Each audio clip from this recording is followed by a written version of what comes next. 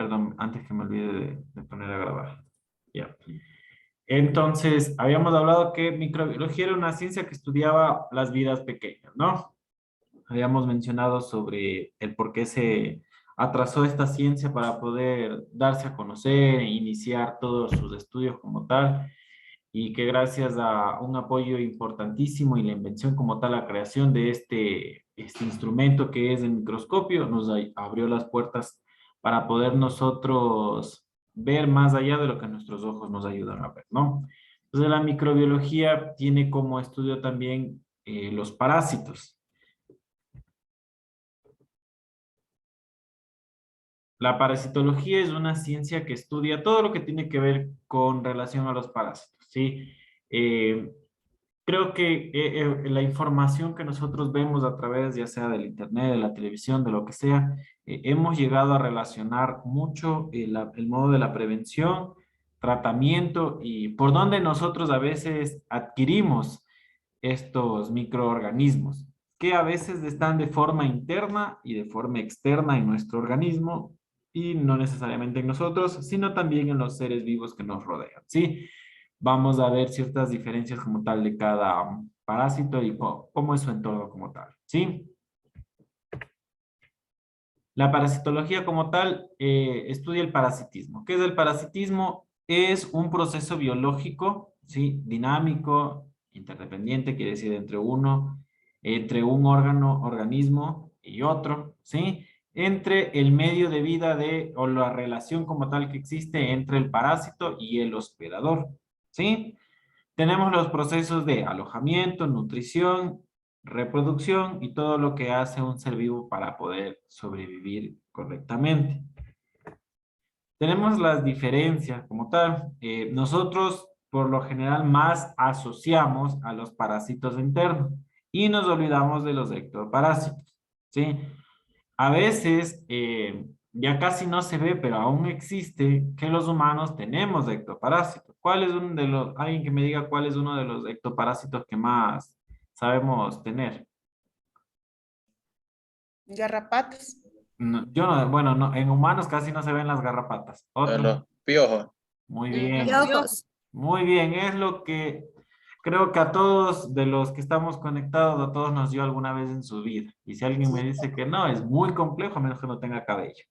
Es, es una de los parásitos que a todos nos ha dado por lo general. Y los excluimos en el conocimiento y creemos que no son parásitos cuando sí son parásitos, son ectoparásitos. ¿Por qué? Porque están fuera de nosotros, viviendo de nosotros, nutriéndose de nosotros.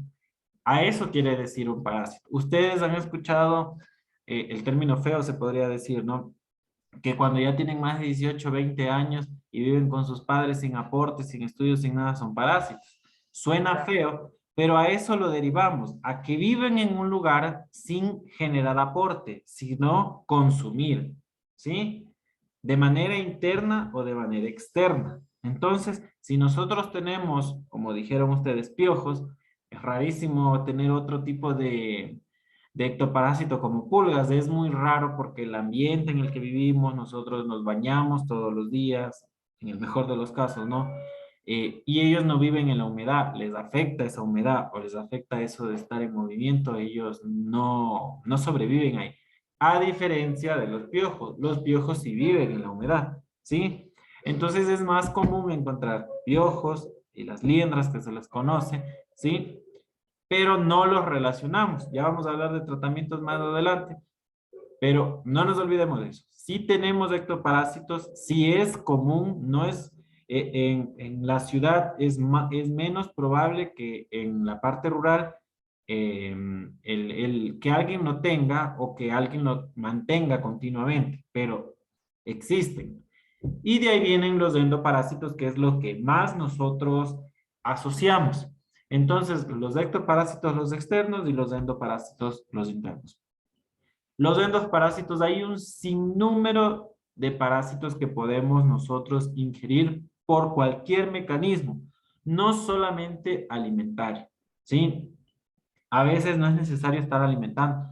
El mismo hecho de no lavarnos las manos, el mismo hecho de poner ejemplos, sabemos estar el esfero, el lápiz, lo que cae en el piso, o algún objeto y tenemos la mala costumbre de llevarnos a la boca eso, se contaminó de huevecillos a la boca. El teléfono, a veces estamos en ciertas circunstancias el teléfono, hemos topado muchas superficies, mucha basura, cualquier situación contaminada con huevecillos de parásitos, de mosca, de lo que sea. No nos desinfectamos las manos, topamos el teléfono, topamos más cosas, luego nos picó la uña y nos llevamos a la boca, infección por parásitos. Entonces, no necesariamente es el alimento mal cocinado, el alimento mal lavado, es la falta de higiene antes de nosotros permitir el ingreso de cualquier objeto, de cualquier, tal vez de nuestras extremidades hacia nuestras mucosas, ¿sí? Se han encontrado parásitos en los ojos porque existe la mucosa oral, la mucosa ocular, la mucosa nasal, la auditiva, etcétera, etcétera, etcétera, ¿sí? Entonces, para tener en mente, los endoparásitos van a ingresar, recuerden, no solo por los alimentos, sino por un sinnúmero de situaciones que nosotros somos parte del proceso, ¿sí?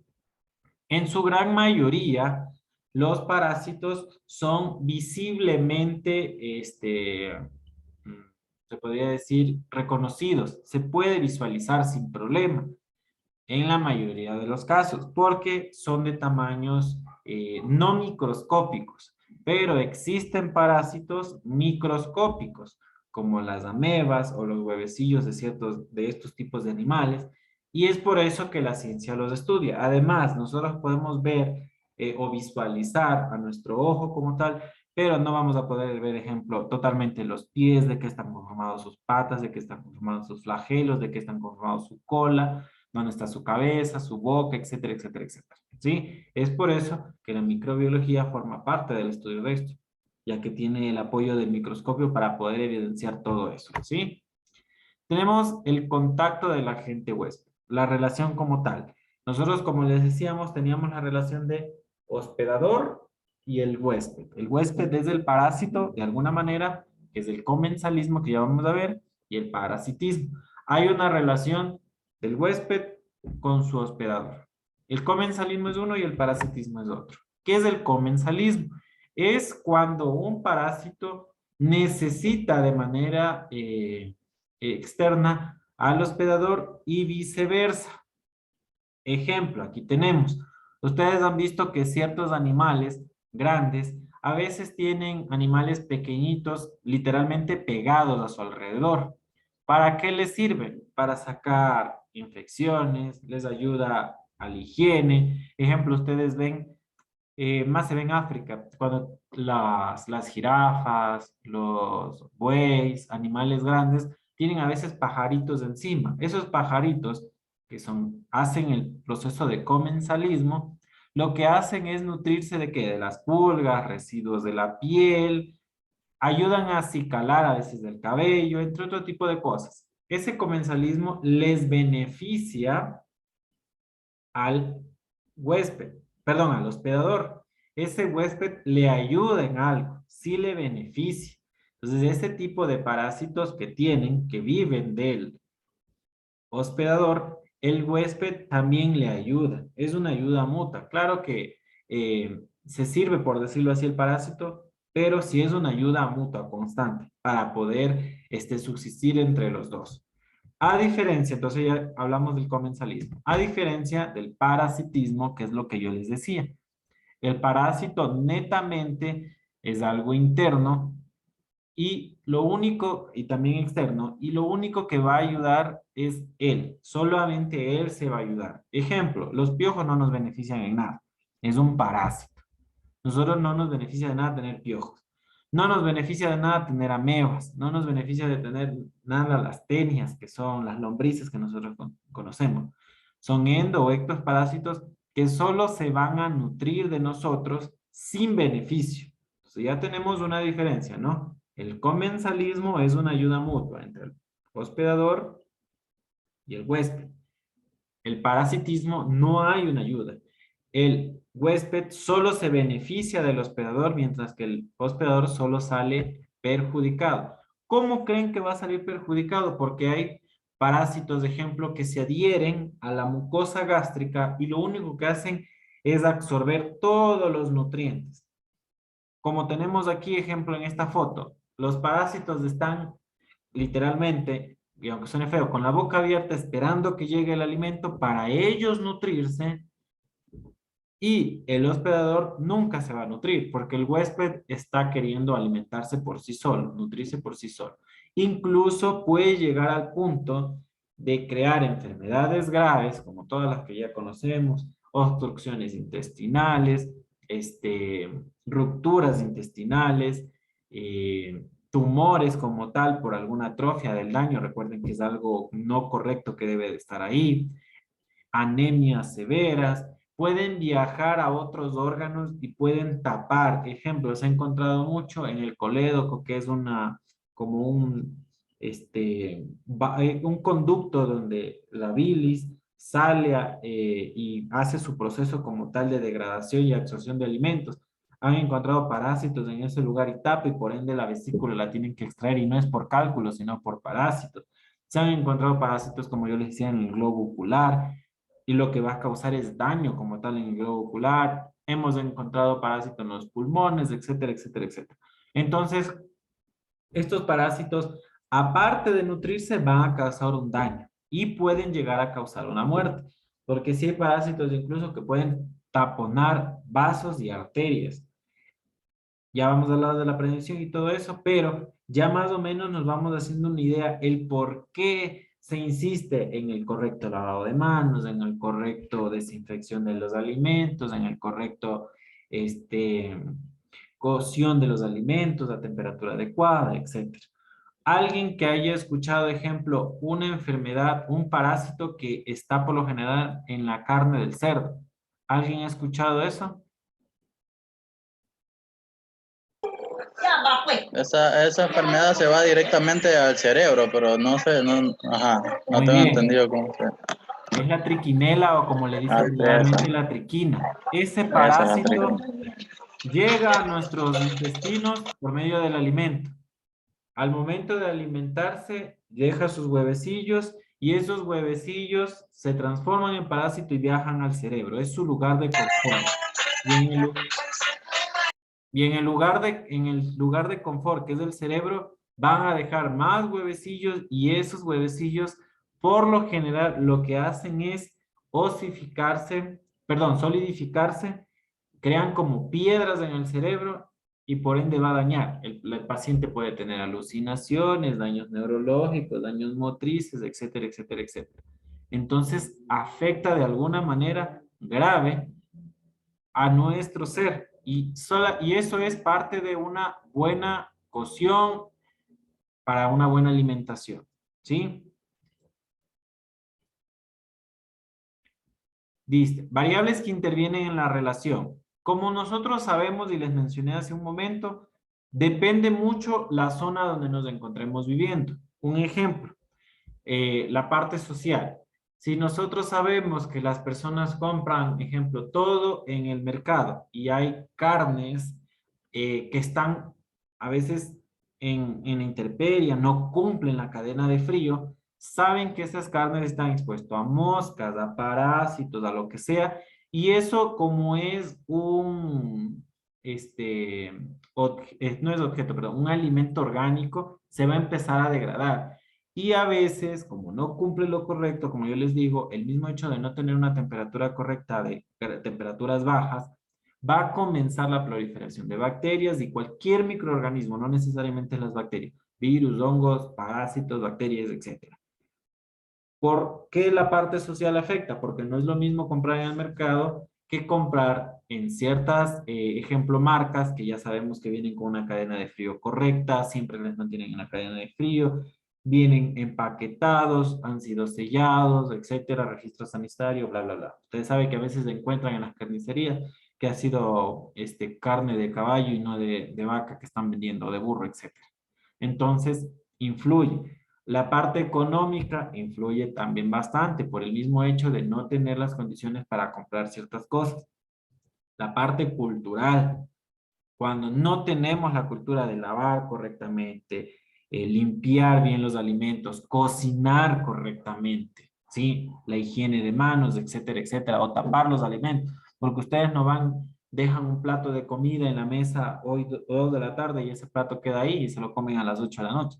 Saben que ya se está degradando, saben que hay moscas, saben que hay polvo, etcétera, etcétera. No lo van a comer, pero a veces existe. Y las parasitosis en los niños son más asociadas al descuido, porque un niño no se alimenta si uno no les da, a menos de que esté jugando en la tierra, ya sabemos que se va a llevar cualquier cosa a la boca. Entonces los cuidados de la prevención va por ahí, de la mano. También depende de la epidemiología. No es lo mismo una parasitosis de algunos parásitos específicos, como ejemplo lo que yo les decía, las pulgas. Eso más se ve en la costa. O los piojos. Se ve bastante aquí, pero en consideración en la costa, ya que es un clima tropical donde ellos se pueden nutrir más fácilmente, existe más en esa parte. Sí, unos ejemplos, determinantes de salud, también depende. Si el paciente es más susceptible, pues se va a enfermar más fácilmente. Si el paciente, ejemplo, una de las características que vemos en los determinantes de salud, los pacientes con algún daño neurológico o dependientes, pasan por lo general cuando tienen algún daño neurológico central, con la boca abierta a veces, saliva hacia la orrea, las moscas se le posan, etcétera, etcétera, etcétera. ¿Sí? Los determinantes sociales que ya hablamos. Y los inmunes. También va a afectar, va a ser más agresivo o más dañino dependiendo, siempre recuerden, del paciente. Porque una parasitosis a mediana, a mí puede que me cause solo una diarrea y un leve malestar y yo ya sé, mi organismo va, les ataca y se terminó. Pero puede que una parasitosis con tenia, con ascaris como tal, lubricoide, nosotros no vamos a atacarlo fácilmente. El organismo, por más que quiera, no lo va a atacar. Entonces sí nos va a dar un agravante en la sintomatología. Ahora vamos a hablar de los diferentes tipos de parásitos que nosotros más encontramos. Si hablamos de microbiología, sabemos que tenemos que hablar de las formas y su estructura. Los nematodos como tal son animales filiformes, largos, como nosotros vemos aquí, microscópicos, ¿sí? Que pueden llegar a crecer y ser visualmente vistos como tal por el ojo humano, pero ya tienen que crecer, tienen que desarrollarse y toda la historia, entonces es algo muy complejo que se dé, y más se ve agrupado cuando pasa esto, ¿sí? ¿En dónde se da el origen como tal? En su nicho intestinal. Ahí es donde se encuentran, donde nosotros tenemos más estos parásitos cuando no nos alimentamos de manera correcta. ¿En dónde vienen? ¿En dónde los encontramos? En cualquier tipo de alimento, ¿sí? Son microscópicos. Por lo general nosotros absorbemos todos los parásitos en huevecillos o forma microscópica, ¿sí? Tenemos los protozoos. Aquí tiene mucho que ver la parte de microbiología porque ellos son netamente visuales ante el ojo microscópico, nada más. Son organismos muy pequeños microscópicos unicelulares, quiere decir una célula, que pueden dar vida a una cantidad de parásitos que ustedes no tienen idea. ¿Sí? Aquí entra esta rama de las amebas. Las amebas son netamente de origen, perdón, de vista, de manera visual nada más, microscópicas. Son muy pequeñas y al ojo humano no se pueden evidenciar fácilmente. Tenemos los estodos, y aquí es el que más estamos, creo que yo, familiarizados, que son las tenias. Son las lombrices largas. Estas lombrices, estos parásitos, llegan por lo general a veces en forma de huevo, la mayoría de veces, como yo decía, huevecillos, y con uno de estos flagelos, uno de estos cilindros, y de ahí se va desprendiendo y va creciendo todo, porque en eso se encuentra algún huevecillo y viene todo. Ustedes anteriormente, tal vez sus abuelos, sus papás, sus tíos, quien sea, han de haber escuchado que decían, no, es que cuando ustedes iban al baño, cuando eran niños, o yo iba al baño de niños, lo que sea, te salían tiras y te sacaban y eran parásitos. Estos son los comúnmente que salían en esas presentaciones que ustedes han de haber escuchado. Y de manera lastimosa, él es tan inteligente que cuando lo van sacando, va saliendo estos anillos y eso es lo que va cayendo. Y el parásito sigue de manera interna, ¿sí? Entonces quedaba ahí adentro. Ya vamos a hablar del tratamiento y el por qué y el cómo se da un tratamiento, ¿sí? Entonces estos son los parásitos más comunes y son los que ustedes más van a conocer. Por eso les nombré hace un momento también los ectoparásitos, porque son un grupo aislado que casi no se les da el valor adecuado, pero hay que tener mucho cuidado también con ellos.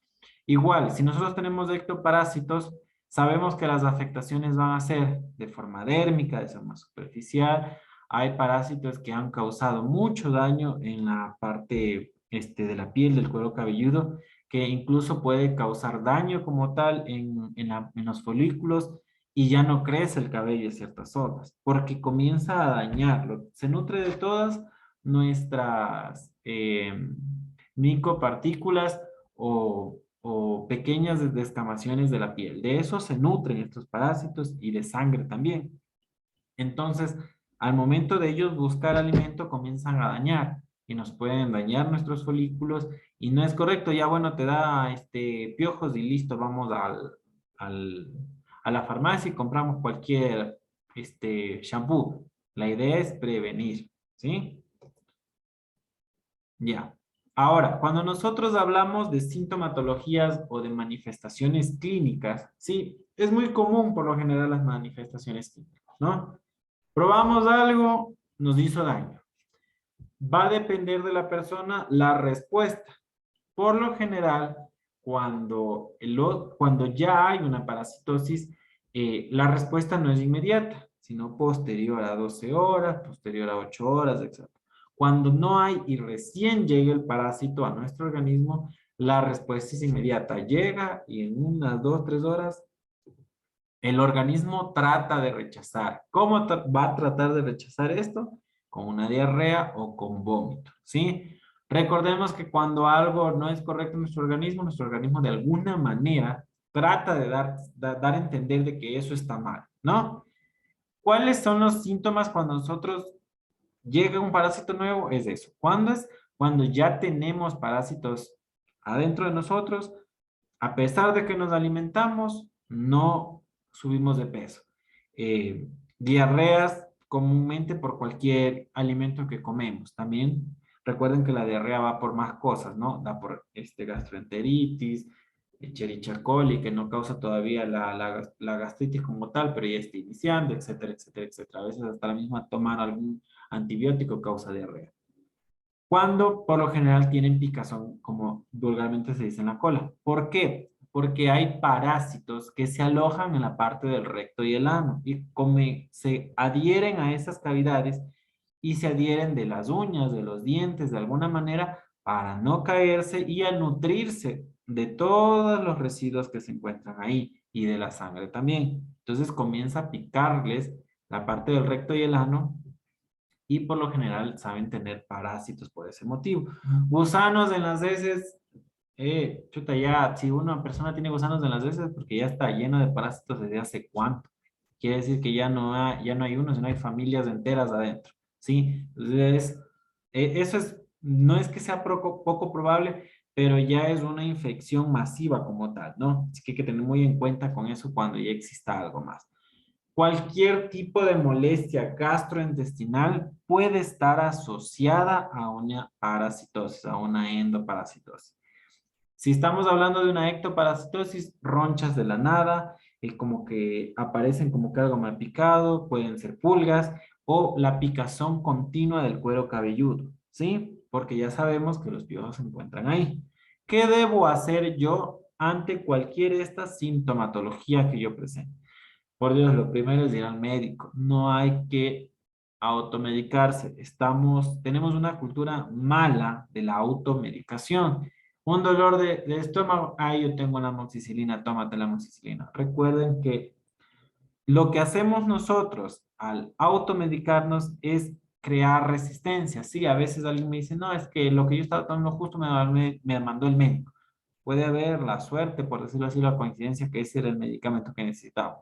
Pero del 95 o 98% no lo va a hacer y lo que vamos a crear es resistencia medicamentosa. Así que tratemos de no automedicarnos, tratemos de visitar a un médico. Si tenemos ectoparásito, tenemos, creo yo, la costumbre de ver, como yo les decía hace un momento, ir a la farmacia a comprar un veronigo, no sé cuál más habrá, el único que me acuerdo yo era el veronic, para la caspa, lavar según lo que dice ahí, y listo. Hay que darle continuidad y hay que ver ese cuero cabelludo, como les decía, puede causar un daño. Tenemos que a veces mandar tratamientos específicos para recuperar que no hay. Por eso es que ustedes ven a veces pacientes de 30, 40 años, mujeres, hombres, que ya no tienen ni cabello y es porque han tenido ectoparásitos muy comúnmente, abundante caspa que no ha sido tratada, diagnosticada y solo uno se automedica, aunque no sea bioral, se automedica de manera tópica. Es como cualquier crema, ¿sí? Para que al momento de que yo ya voy al médico, vamos a dar un diagnóstico con lo que hay, ¿sí? Con lo correcto que debe de tomarse, que ya vamos a hablar. Porque no es lo mismo el parásito, perdón, el del medicamento para el parásito grande que el medicamento para el parásito pequeño. No es lo mismo porque dicen es que este le dieron a mi vecino y le hizo muy bien a la infección que yo tengo en ese momento, ¿sí? ¿Cómo nosotros lo diagnosticamos? Primero, el cuadro clínico, hidratación, desparasitante, y lo ideal es una prueba de heces y a las 24 horas máxima ya hay un diagnóstico específico, porque a veces no solo son parásitos, están agregados más cosas, están agregados infecciones bacterianas, que tal vez al momento de que llegó el parásito o ya el parásito está muy grande, muy fuerte, por decirlo así, ya no hubo marcha atrás y por eso ya me dio toda la sintomatología, ¿sí? Y lo correcto siempre es ver el entorno donde se encuentra, porque de qué me sirve yo darle el tratamiento, digamos, me dan a mí, pero yo no me lavo las manos continuamente, yo no, hiervo bien los alimentos, yo tomo agua directamente de la llave, a pesar de que sé que en mi zona, en mi lugar donde yo vivo, no es agua potable, etcétera, etcétera, etcétera. Solo me paso comiendo las uñas y las uñas son sucias, son el ente más puerco que puede haber, el ente más sucio en realidad que puede haber. Entonces el acompañamiento para el tratamiento debe ser general, integral, siempre con las prevenciones. ¿Cuáles son una de las mejores prevenciones de las que siempre se van a mencionar? Una vez que ya me dieron el tratamiento y me dio todo, siempre vamos a irnos a la prevención. Y como siempre se habla en todas las clases, que ustedes han de escuchar, no solo conmigo, con todos, es la idea es no llegar a la enfermedad. La idea es prevenir la enfermedad. La idea es que yo nunca llegue a tener eso en el mejor de los casos, ¿no? Entonces, ¿cómo voy a hacer con la prevención?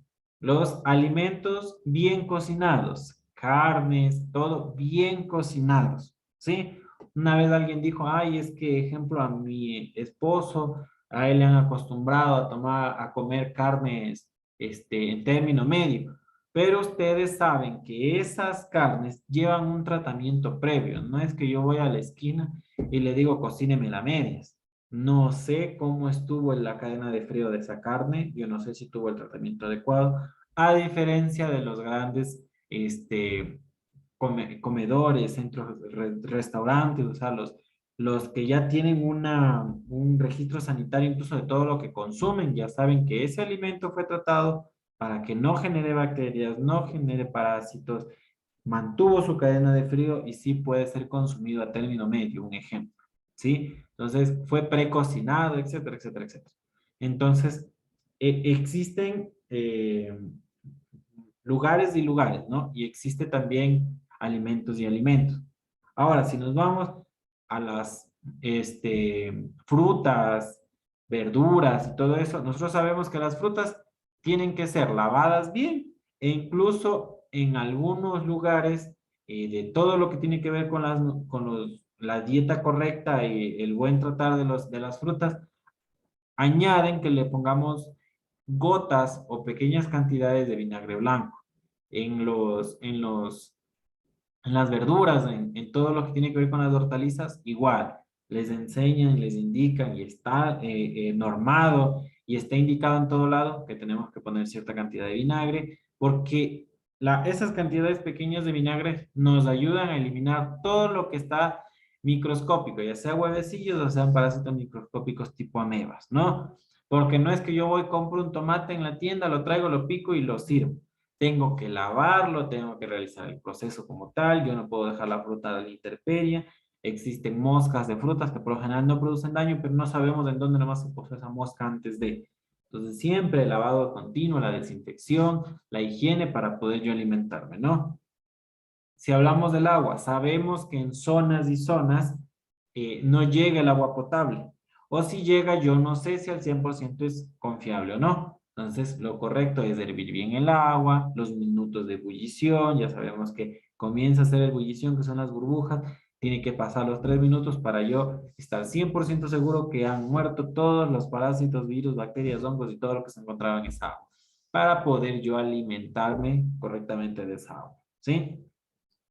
Cuando hablamos de la higiene personal, ya sabemos, ¿no? El baño continuo, todos los días, con agua siempre de temperatura del ambiente, no tan caliente, porque también el agua caliente daña ciertas partes específicas de la piel, como los folículos, la hidratación correcta, etcétera.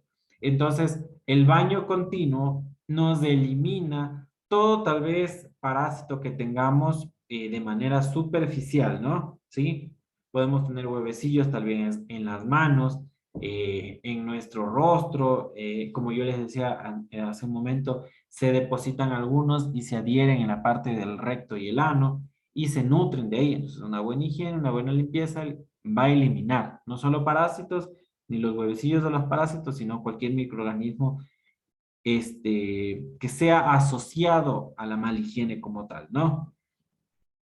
Ya vamos a hablar de los medicamentos específicamente, por eso no he topado los medicamentos, ¿no? Entonces, la prevención siempre va a estar dirigida a la buena higiene y a la buena desinfección.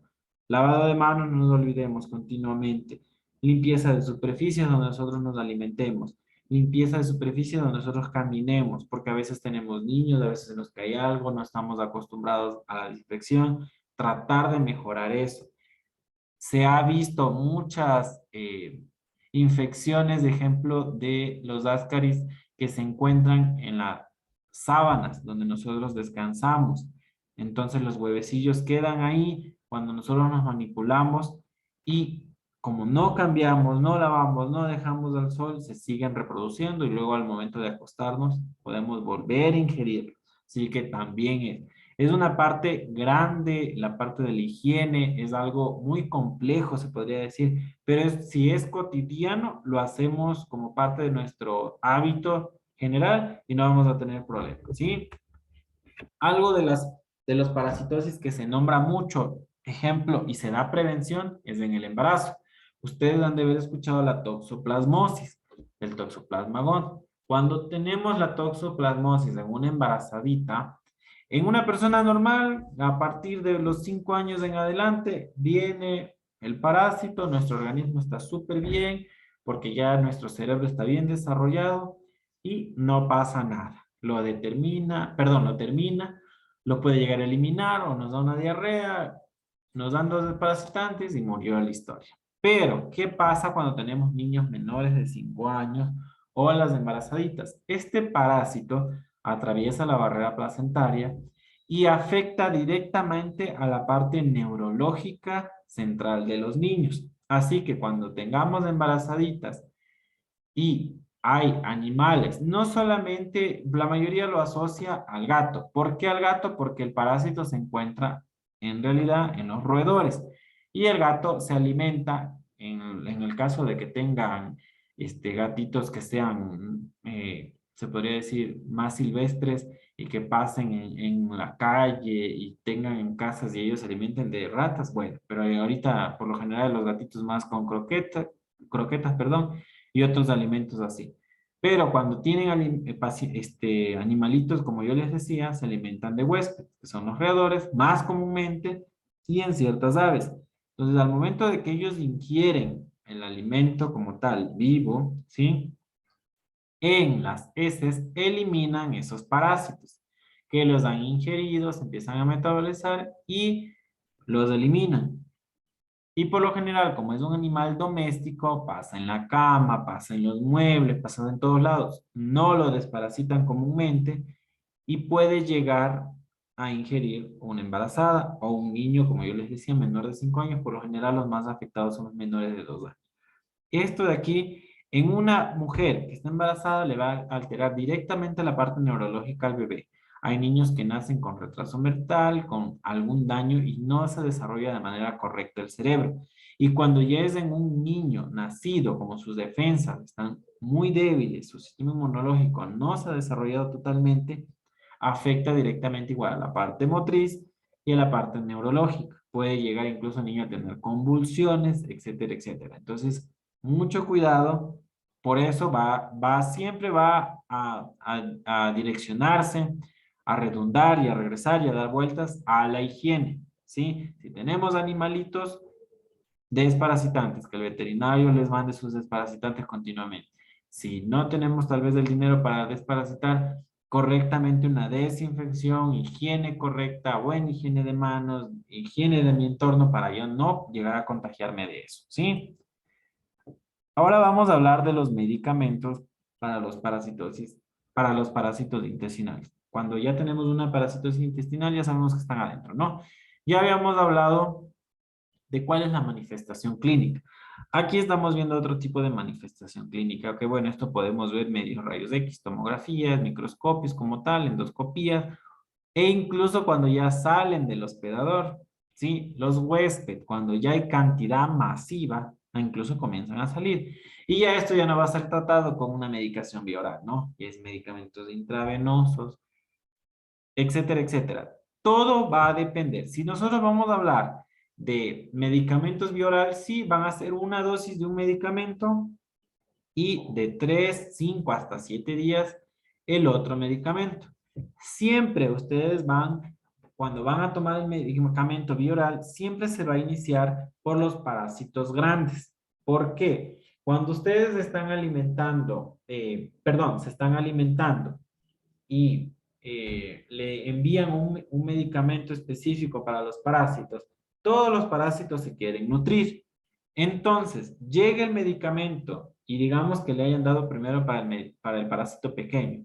El parásito pequeño que llegó se va a morir, pero el parásito grande se va a alterar y puede llegar a viajar a otros órganos. Entonces, por eso siempre se inicia con un medicamento para los parásitos grandes. Al momento que llega el medicamento para los parásitos grandes, llegan los parásitos grandes, se van a tontar, se van a enfermar y por ende van a morir. Y si un parásito pequeño lo sintió, lo absorbió, se quiso alimentar, va a morir porque son dosis para parásitos grandes. Entonces, por eso siempre se inicia con medicamentos así. ¿Con cuál se inicia?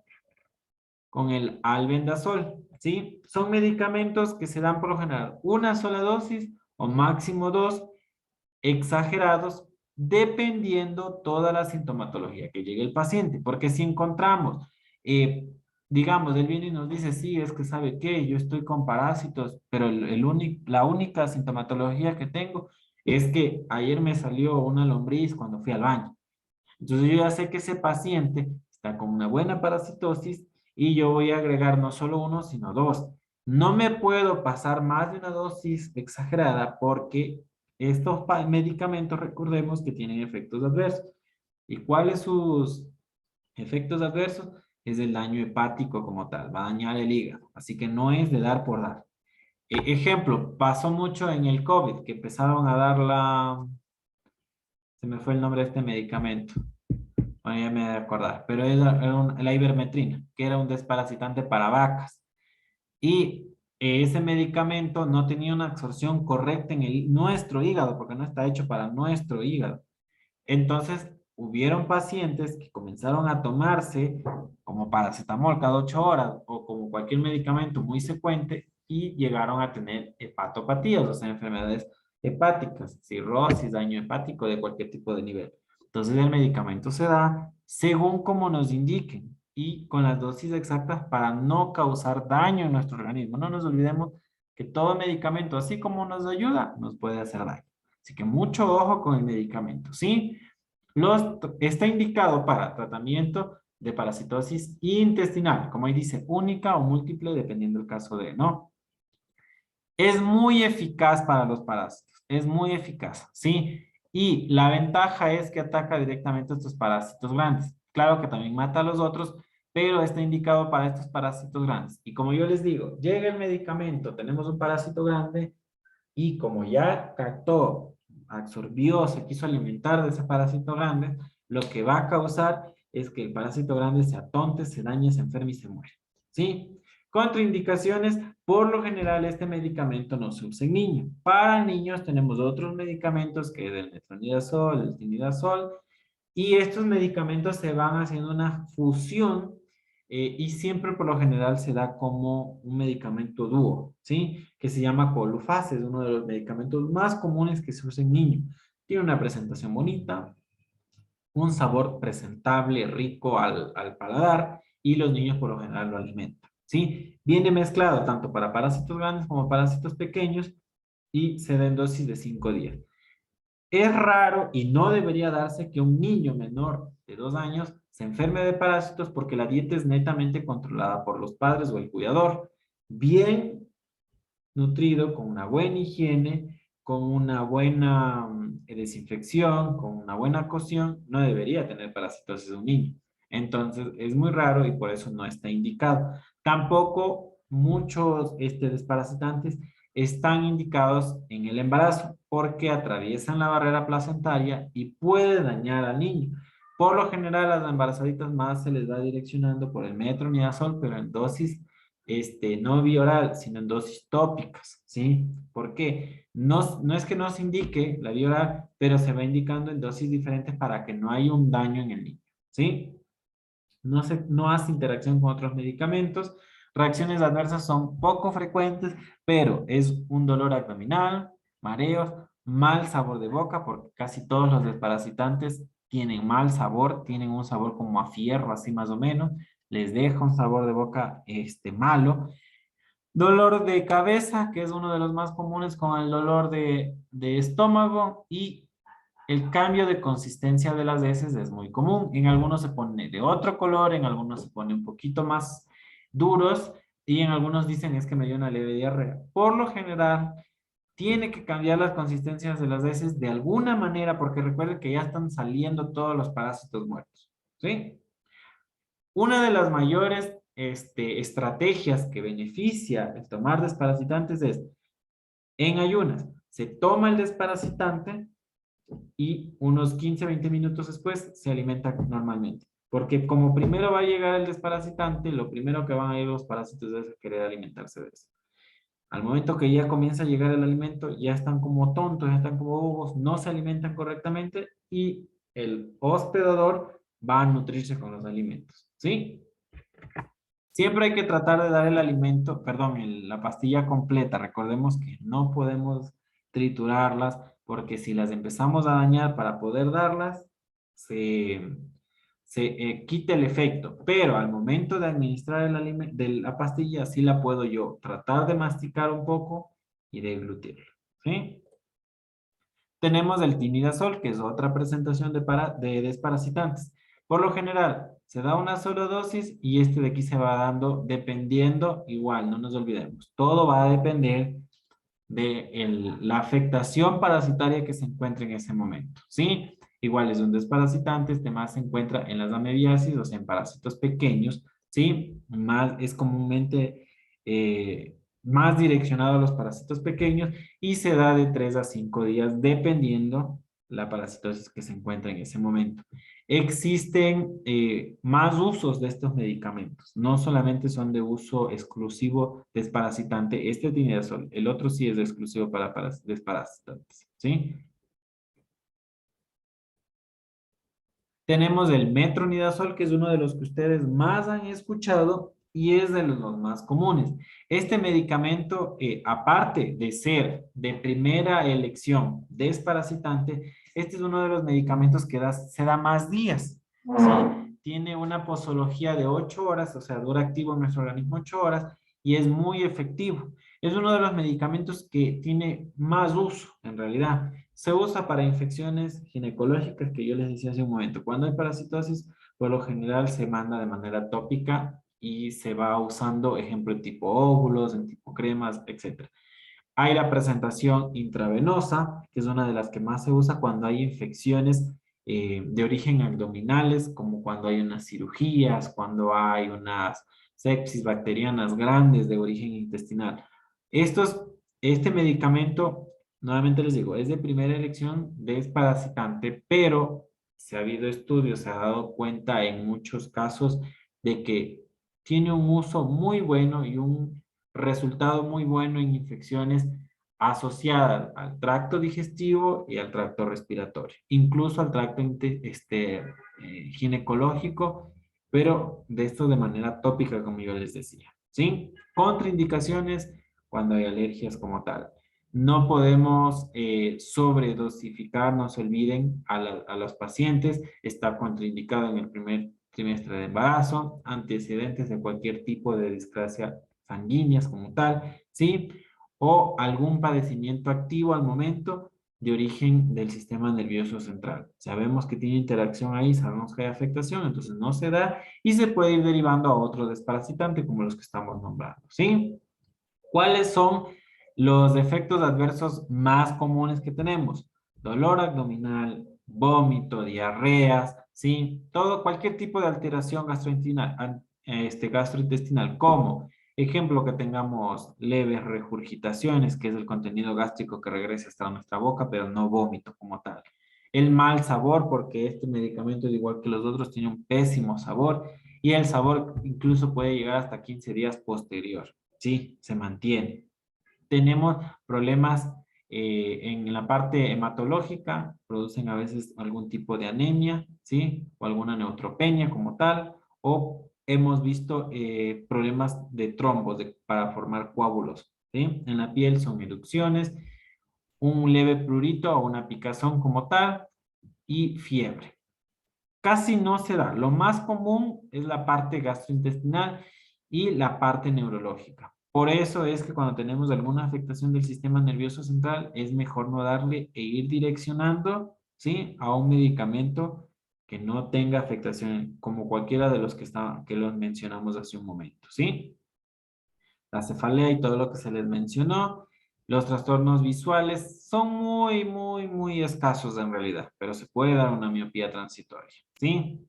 Cuando estamos hablando de algo local, que cuando estamos administrando intravenoso puede causar flebitis si no se administra en dosis correcta, en velocidad correcta y en una vía adecuada, porque es un medicamento, no es de alta osmolaridad, pero sí tiene una densidad que puede causar una flebitis. No nos olvidemos que la flebitis es la inflamación de la vena, ¿sí? Tener en cuenta, los parásitos llegan porque nosotros literalmente los buscamos, ¿sí? Cuando no nos alimentamos bien, no hay una higiene adecuada, no hay una cocción correcta, no estamos acostumbrados a tener una buena nutrición que entre en todo el contexto nutrición, ¿no? La alimentación, que las verduras, las hortalizas, las frutas estén bien limpiecitas, bien conservadas, de igual manera la carne que esté bien cocida. Cuando no tenemos una buena nutrición, una buena alimentación, nosotros solitos buscamos a los parásitos. Cuando no tenemos una secuencia en la visita de los médicos, nosotros sabemos que no tenemos que esperar a que haya enfermedad para poder recién visitar al médico. En la parte rural es correcto desparasitarse de 3 a 6 meses. Por lo general el rango es 6 meses. En la parte de la ciudad es más recomendable una vez al año por el mismo ambiente, la misma vida que se lleva, etcétera, etcétera, etcétera. Es menos el riesgo de infección parasitaria. No quiere decir que no exista, pero es menos. Por la misma información, difusión, prevención y promoción de salud, es menos en realidad, pero se da. Pero cuando ya sabemos que tenemos alguna molestia de cualquier origen intestinal o algo relacionado a la parte intestinal, sabemos que tenemos que visitar al médico. Por favor, no se automediquen. No crean que un dolor de estómago está asociado a una infección intestinal. 2 diarreas, tómate Bactrim. Una diarrea, un dolor intestinal, una náusea, tómate Bactrim, cómprate enterogermina. Bueno, la enterogermina es como para recuperar la flora bacteriana normal de nuestros intestinos, pero no es un antibiótico, no nos va a ayudar, nos va a recuperar un poquito, pero lo que vamos a hacer es que nuestro intestino esté más fuertecito para seguir aguantando los parásitos o la infección. No es lo correcto. Cualquier sintomatología, visitar al médico, tratar de siempre estar pendiente de que el médico nos vea, de que esté pendiente de nuestra patología o de nuestras enfermedades actuales, ¿sí? Listo. ¿Alguna pregunta? ¿Tienen alguna duda sobre la clase? ¿Sobre las tareas? Tenemos 10 minutos para contestar. Oh, sobre la tarea yo tengo, disculpe, una preguntita, y, licenciado, disculpe por el tema, una preguntita. Dice ahí solamente, creo que es el letra, no sé si a qué se refiere, letra y color de letra. ¿Le ponemos alguna letra en especial que usted nos tiene que decir o algún color? Solo eso nomás. No, recuerden que como cuando hacían las tareas anteriores y lo que les expliqué perdón, la clase pasada, digamos, ¿no? Inician copian y pegan cualquier cosa de cualquier lugar, tienen color de letra rojo, luego viene azul, luego viene verde, luego vienen de otra página, vienen copiando ahora letra negra. Hay una compañera que no sé ¿cómo era el nombre? Es la única que ha subido la tarea de la investigación. No me acuerdo el nombre, pero es la única persona que subió la tarea de la investigación. Y cada que le he dado clases a sus grupos, a todos, es una de las que mejores presenta las tareas. No me acuerdo el nombre, Alejandra creo que era el nombre, no me acuerdo muy bien. Pero por favor, si ustedes tienen dudas, como les digo, pásenme las tareas o el preguntarle a su compañero o tener asociación a un compañero de que tal vez le oriente a hacer las cosas bien, no lo tomen a mal, pregunten, asóciense, tengan esa libertad, porque cuando vayan a trabajar no van a llegar sabiéndolo todo.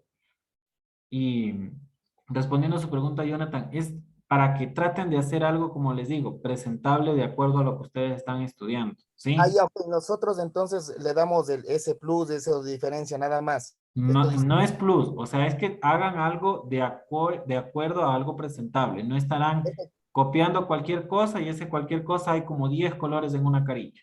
¿Sí? ok, perfecto. Gracias. ¿Alguna otra pregunta de las tareas? ¿De la clase sí quedó claro? ¿Si se entendió? ¿Si se entiende? De la clase sí.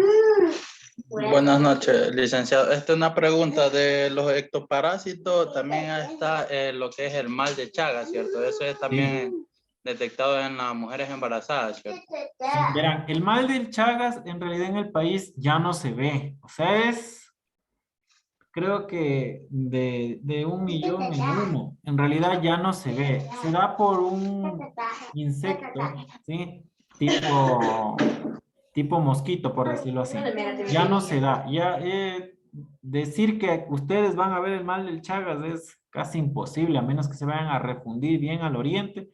Puede que lo vean, pero es rarísimo. Ya no se da, está casi fuera de aquí, se podría decir. ¿Sí? Y es un ectoparásito, como usted lo dice. Es un ectoparásito. Ok, ok, licenciado.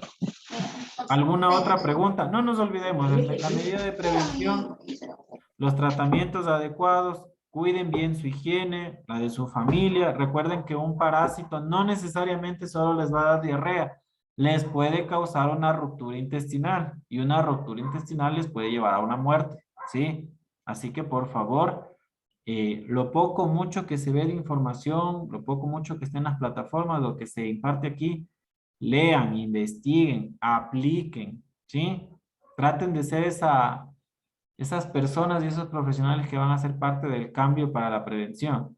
Porque no es bonito llegar a la enfermedad, sino tratar de prevenirla todo, ¿sí? Es como cuando ustedes ven las promociones masivas de que, ¿qué dicen a las mujeres? Háganse en el papá Nicolau una vez al año, una vez cada 6 meses. Cuando ya pasan determinada edad es cada 6 meses. Cuando inician su actividad sexual es una vez al año, etcétera, etcétera. Es para prevenir una enfermedad tan grave que es como el cáncer cervicuterino.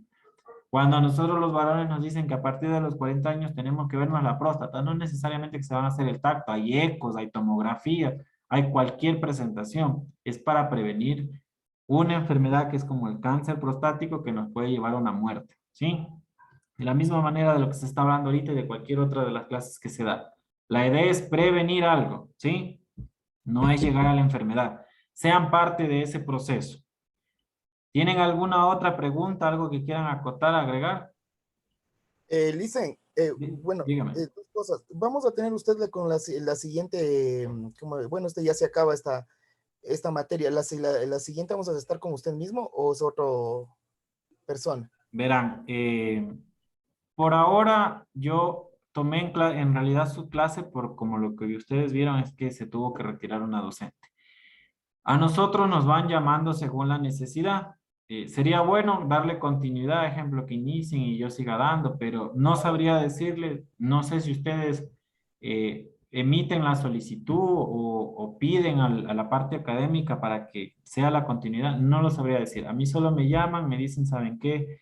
Estas son las clases que yo tengo que dar, no sé ni con qué grupo. Yo de aquí tengo que dar enfermería en urgencias, que inicio mañana, y enfermería en el paciente crítico. No sé si ustedes van a recibir esas materias, pero eso yo inicio mañana. No, no, no. Nosotros tenemos psicología clínica, algo así tenemos nosotros. Es otra materia. Esa también me dijeron que iba a dar, pero no me han dado la fecha de inicio. Me imagino que ha de ser después, si es que me la asignan, porque no me la han asignado todavía de forma formal, se podría decir. ¿Sí? Ya. Buenas noches, Licen. Creo que enfermería básica tenemos que recibir. Bueno, yo vi psicología, en realidad, mi querida compañera. ¿Hay algo de psicología? Bueno, ya les... Sí, psicología está ahorita ya. Entonces Bueno. a mí me pasaron otra malla. Capaz, Ya. disculpen. Verán, ustedes como grupo, como estudiantes, lo que pueden hacer es eso, como yo les digo, ustedes pueden socializar con la coordinadora académica, con quien sea, de alguna manera para que soliciten, o sea, que den continuidad o lo que sea, si se sienten tal vez no a gusto, sino conformes con la forma de educar de alguien, para que se dé posible, porque hay muchos docentes que se van o muchos docentes que de alguna manera los cambian. Si ustedes están a gusto, sería bueno si es que se puede, porque tampoco se puede imponer nada, ¿no? Así es. Por favor, no sé, niños jugando por ahí. Ya, listo. Entonces, eso conversen igual con su coordinador. Bueno. ¿Alguna otra duda que tengan? Sí, bueno, eso ya coordinamos, dicen ya por interno nosotros, como usted dijo. Otra pregunta, vuelvo y le reitero, como le digo, que nos ayude en el tema de los que ya subimos las dos materias anteriores, vuelvo y le reitero, con el tema de directriz que puso la doctora Carranza, nada más, porque no hicimos así como usted dice, como el deber que nos toca subir ahorita de investigación, con todas las, con todo bien, bien estructurado, como usted dijo, pues si no nos basamos a lo que ella nos puso en el tema de, bueno, en cada doctor tiene su método de... Sí, no se preocupen, voy a tomar las directrices de ellos, ustedes tranquilos. Nada más, gracias. Una Ya, buena listo. noche por mi lado. Listo, jóvenes, entonces nos vemos la próxima clase. Que pasen muy bien, una buena noche con todos. Pase bien, licenciado. Gracias. Hace bien, Licen. Buenas noches. Hasta luego, Igualmente, Licen. Pase bien. igualmente, hasta luego. Pase bien, licenciado.